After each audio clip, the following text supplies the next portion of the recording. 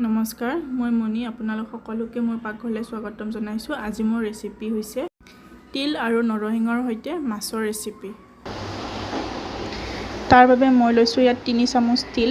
তিলখিনি কেঁচা তিল হয়, মই ভাজি নাই লোৱা। এইখিনি লৈছোঁ মই নৰসিংহ পাত আৰু ইয়াত 2টা মিডিয়াম সাইজৰ বিলাহী এনেদৰে কাটি লৈছোঁ। এটা বইল কৰি লোৱা আলু, পিঁয়াজ, আদা নহৰু আৰু জলকীয়া।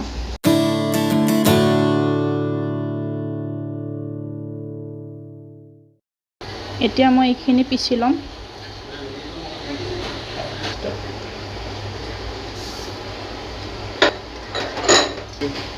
বিলাহীখিনি ইয়াত দি দিছোঁ আৰু কেঁচা জলকীয়াখিনিও মই ইয়াত দি দিম।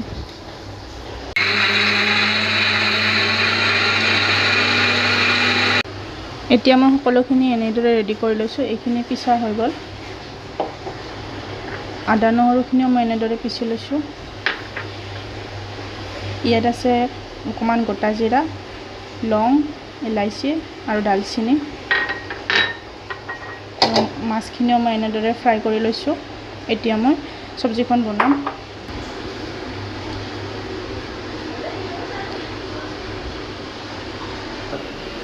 তেলখিনি গৰম হৈ গৈছে। ইয়াত মই দিম মছলাখিনি।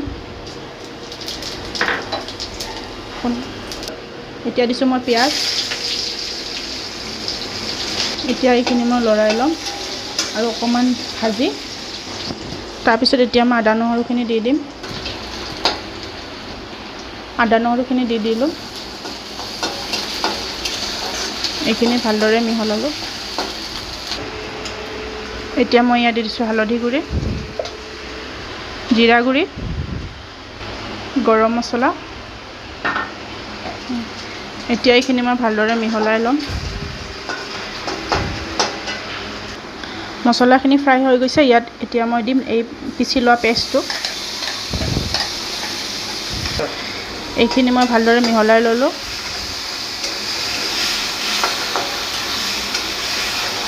এইখিনি অকণমান সময় মই ভাজিম। এইখিনি মই তেতিয়ালৈকে ভাজিম যেতিয়ালৈকে মছলাখিনি শুকাই নাযায়। মছলাখিনি প্ৰায় শুকাই গ'ল। এতিয়া মই দি দিছোঁ বইল কৰি লোৱা আলুটো। আলুখিনি দি প্ৰায় 2 বা 3 মিনিট সময় ফ্ৰাই কৰিম। আলুখিনি মোৰ ফ্ৰাই হৈ গ'ল। গোটেই মছলাখিনি এতিয়া ৰেডি হৈ গ'ল। ইয়াত দি দিম মই পানী। মই দিম ইয়াত গৰম পানী।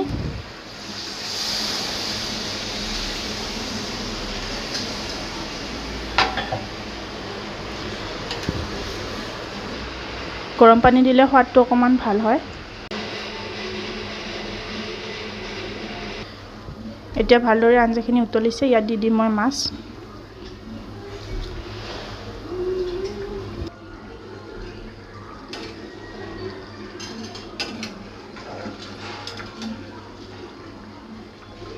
মাছখিনি দিয়াৰ 5 মিনিটমান পিছলৈকে এনেদৰে উতলাই লওঁ। তাৰপিছত এতিয়া মই গেছটো অফ কৰি দিম আৰু এইখিনি মই উলিয়াই ল'ম।